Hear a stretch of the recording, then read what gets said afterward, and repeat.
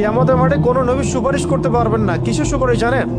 50,000 বছর মানুষ দাঁড়ায় থাকবে, দাঁড়ায় থাকবে, দাঁড়ায় থাকবে, বিচার শুরু হচ্ছে না। আল্লাহ পাক এত নারাজ সেদিন, বিচারটা শুরু করার কথা কেউ বলতেই পারবেন আল্লাহকে। আল্লাহ বিচারটা অন্তত শুরু করেন, আল্লাহ বিচারটা অন্তত শুরু করেন। দাঁড়ায় থাকতে থাকতে আমাদের অবস্থা খারাপ, প্রত্যেক মানুষেরই অবস্থা হয়ে যাবে। মানে ইল্লা মাশা আল্লাহ, ইল্লা মাশা আল্লাহ। তখন প্রত্যেক নবী রিফিউজ করবেন, আমি পারবো না, আমি পারবো না, আমি পারবো না। আদম আলাইহিস সালাম বলবেন না আমি না, নূহের কাছে যাও। নূহ আলাইহিস সালাম বলবেন না আমি না, ইব্রাহিম আলাইহিস সালামের কাছে যাও। এভাবে একে একে একে একে করতে করতে রাসূল সাল্লাল্লাহু আলাইহি ওয়াসাল্লাম পর্যন্ত আসবে যখন, তিনি বলবেন যে আমি সুপারিশ করব, আজকের এই সুপারিশ আমার জন্য। তাও মানুষ দেখবে যে রাসূল সাল্লাল্লাহু আলাইহি ওয়াসাল্লামকে সুপারিশ করানোর জন্য বোরাক নিয়ে আসা হচ্ছে উপর থেকে, আসমান থেকে। জিবরাইল আলাইহিস সালাম আসছেন, তিনি সেখানে উঠছেন, উপরে নিয়ে যাওয়া হবে। মানুষ দেখতে পারবে একটা বিশাল অট্টালিকার সামনে, আসমান এবং জমিনের মাঝখানে। এইটা হচ্ছে মাকামে মাহমুদ। এখানে গিয়ে রাসূল সাল্লাল্লাহু আলাইহি ওয়াসাল্লাম সিজদায় পড়ে যাবেন। কত বছর সিজদায় চলে যাবে আল্লাহ ভালো জানেন। এবং তিনি তখন এমন কিছু তাসবিহ পড়বেন, এমন কিছু প্রশংসা করবেন যেটা আজ পর্যন্ত কেউ আল্লাহ পাকের শানে করে নাই। আল্লাহ পাক তাকে সেটা শিখাই দিবেন, তখন ইনস্ট্যান্ট শিখাই দিবেন। তারপরে তিনি বলবেন, ওঠো আমার হাবিব, তুমি চাও কি চাবা চাও, তোমার দোয়া কবুল করা হবে, তোমার সুপারিশ কবুল করা হবে। তিনি তখন বলবেন, আল্লাহ বিচারটা অন্তত আগে শুরু করেন, আগে বিচারটা অন্তত শুরু করেন। তো আমরা আসলে সত্যি কথা বলতে আমরা চিনতেই পারি নাই যে আমরা কার উম্মাহ। মহামানবকে, একজন মহামানবকে যিনি আল্লাহ পাকের হাবিব, তাকে এত কষ্ট কেন সহ্য করতে হচ্ছে? কাদের জন্যে? কাদের জন্য তার এত কষ্ট? এইটা যদি আমরা উপলব্ধি করতে পারতাম, তাহলে এই সাদেমদের এগেনস্টে যে আমরা আইনের কথা বলছি, বিদ্রোহ মানে মিছিল মিটিং স্লোগানের কথা বলছি না, এগুলোর প্রয়োজন হতো না। রাষ্ট্র নিজে এগুলা খুঁজে খুঁজে বের করে রেখে দিত। যদি তারা বুঝতো যে নবী সাল্লাল্লাহু আলাইহি ওয়াসাল্লাম কে, তিনি কি করেছেন আমাদের জন্য, তার অবদান কি এই মানবতার মুক্তির দূত হিসেবে।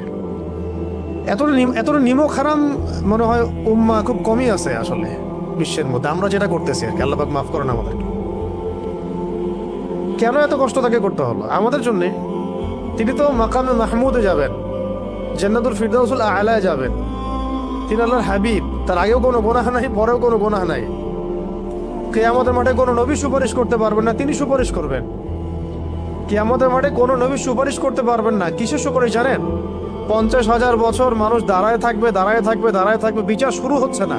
আল্লাহ পাক এত নারাজ সেদিন, এই বিচারটা শুরু করার কথা কেউ বলতেই পারবেন আল্লাহকে। আল্লাহ বিচারটা অন্তত শুরু করেন, আল্লাহ বিচারটা অন্তত শুরু করেন। দাঁড়ায় থাকতে থাকতে আমাদের অবস্থা খারাপ, প্রত্যেক মানুষেরই অবস্থা হয়ে যাবে। মানে ইল্লা মাশা আল্লাহ, ইল্লা মাশা আল্লাহ। তখন প্রত্যেক নবী রিফিউজ করবেন, আমি পারবো না, আমি পারবো না, আমি পারবো না। আদম আলাইহিস সালাম বলবেন না আমি না, নূহের কাছে যাও। নূহ আলাইহিস সালাম বলবেন না আমি না, ইব্রাহিম আলাইহিস সালামের কাছে যাও। এভাবে একে একে একে একে করতে করতে রাসূল সাল্লাল্লাহু আলাইহি ওয়াসাল্লাম পর্যন্ত আসবেন যখন, তিনি বলবেন যে আমি সুপারিশ করব, আজকের এই সুপারিশ আমার জন্য। তাও মানুষ দেখবে যে রাসূল সাল্লাল্লাহু আলাইহি ওয়াসাল্লামকে সুপারিশ করানোর জন্য বোরাক নিয়ে আসা হচ্ছে উপর থেকে, আসমান থেকে।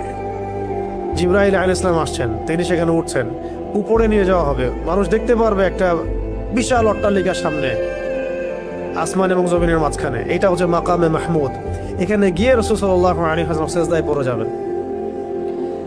কত বছর সিজদায় চলে যাবে আল্লাহ ভালো জানেন। এবং তিনি তখন এমন কিছু তাসবিহ পড়বেন, এমন কিছু প্রশংসা করবেন যেটা আজ পর্যন্ত কেউ আল্লাহ পাকের শানে করে নাই। আল্লাহ পাক তাকে সেটা শিখাই দিবেন, তখন ইনস্ট্যান্ট শিখাই দিবেন। তারপরে তিনি বলবেন, ওঠো আমার হাবিব, তুমি চাও কি চাবা চাও, তোমার দোয়া কবুল করা হবে, তোমার সুপারিশ কবুল করা হবে। তিনি তখন বলবেন, আল্লাহ বিচারটা অন্তত আগে শুরু করেন, আগে বিচারটা অন্তত শুরু করেন। তো আমরা আসলে সত্যি কথা বলতে আমরা চিনতেই পারি নাই যে আমরা কার উম্মাহ। আফসোসের শেষ নাই, মানে বলতে থাকলে প্রসঙ্গ অন্যদিকে চলে যাচ্ছে। তো আফসোসের শেষ নাই। আপনি খেয়াল করে দেখবেন যে পিছনে লা ইলাহা ইল্লাল্লাহ মুহাম্মাদুর রাসূলুল্লাহ কালিমা লিখে মানুষ কালিমার সাথে কুফরি করতেছে। মন্ত্রণালয় খুলে বসে আছে পিছনে লা ইলাহা ইল্লাল্লাহ মুহাম্মাদুর রাসূলুল্লাহ, না লা ইলাহা ইল্লাল্লাহ সে মানে না মুহাম্মাদুর রাসূলুল্লাহ মানে। কিন্তু লিখার কি দরকার আছে? তাহলে ওটা খুলেই ফেলে দেখ, তাহলে স্পষ্ট হবে যে তারা কাফের। এদিকে লেবেলও লাগাবে যে আমি মুসলিম, আর কাজও করবে কাফেরের মতো, যাতে ওলামা ইকরামদেরকে একটা দ্বিধার মধ্যে রাখা যে তা আসলেই তারা মুসলিম না কাফের। ফতোয়া তো দিতে হবে একটা, তখন কাফের হলে তো এক ফতোয়া আসবে, মুসলিম হলেও তো এক ফতোয়া আসবে, তাই না? পিছনে লা ইলাহা ইল্লাল্লাহ, কোনো ইলাহ নাই আল্লাহ ছাড়া, মানে কোনো বিধানদাতা নাই আল্লাহ ছাড়া, কিন্তু আমরা আছি জমিনে, তাই না? বিষয়টা তো তাই।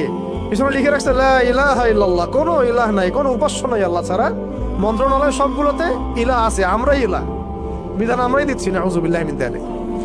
মুহাম্মাদুর রাসূলুল্লাহ, মানে মুহাম্মদ সাল্লাল্লাহু আলাইহি ওয়াসাল্লাম ছাড়া কি নাই, কোনো রোল মডেল নাই আমাদের, এক কথায় কোনো রোল মডেল নাই। তিনি আমাদের একমাত্র রোল মডেল, আমাদের উসওয়াতুল হাসানা। কিন্তু জমিনে কাজ করতে গিয়ে প্রত্যেকটা ডিপার্টমেন্টে মুহাম্মদ সাল্লাল্লাহু আলাইহি ওয়াসাল্লামের তরিকাকে একদম জাদুঘরে রেখে দিয়ে নিজেদের সব মন গড়া বিধান রচনা করতেছে। কত বড় অডকারিতা, চিন্তা করছেন? এই জন্য আমি বলি যে এটা অন্তত সরাই দেখ, করতে তো পারবে না, তো সরাই দেখ, ওটা লেখার দরকার কি ওখানে? অ্যাটলিস্ট স্পষ্ট হবে যে হ্যাঁ তারা কাফের অথবা তারা মুনাফিক, তখন বিধান সেইভাবে বর্তাবে, তখন ফতোয়াগুলো সুন্দর স্পষ্ট আসবে। মুনাফিকদের ব্যাপারে এই ফতোয়া, সাতেনদের ব্যাপারে এই ফতোয়া, কাফেরদের ব্যাপারে এই ফতোয়া। এদিকে ইসলামের লেভেলও রাখবে, এদিকে কাজও করবে কুফুরির তাগুতি সিস্টেমের, মানে আল্লাহর দুশমনদের দাসত্বও করবে, জায়নিস্টদের। আবার এদিকে বলবে আমি মুসলিম। এগুলা কি? তাহলে ধর্ম নিয়ে ব্যবসা, সবচেয়ে বড় ব্যবসা কারা করে? সবচেয়ে বড় ধর্ম ব্যবসা কারা করে? রাজনীতিবিদরাই করে সবচেয়ে বড় ধর্ম ব্যবসা। সবচেয়ে বড় ধর্মকেন্দ্রিক যে মানুষের সাইকোলজি নিয়ে খেলা, এটা সবচেয়ে বড় ব্যবসাটা করে পলিটিশিয়ানরাই। ধর্মকে তারা ভোট পাওয়ার মানদণ্ড হিসেবে গ্রহণ করছে। এটার মানে এই না যে ইসলামিক রাজনীতি করা যাবে না, এটা অন্য আলোচনা। কিন্তু এদিকে আপনি আল্লাহর কালিমাও রাখবেন, জমিনের মধ্যে আপনি আবার কুফরি আচরণও করবেন, এটা তো মানা যায় না।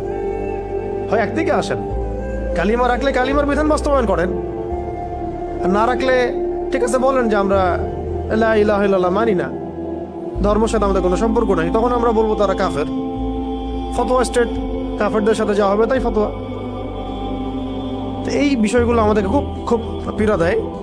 তো যাই হোক, অনেক বেশি হয়তো বলে ফেললাম, আল্লাহ মাফ করেন।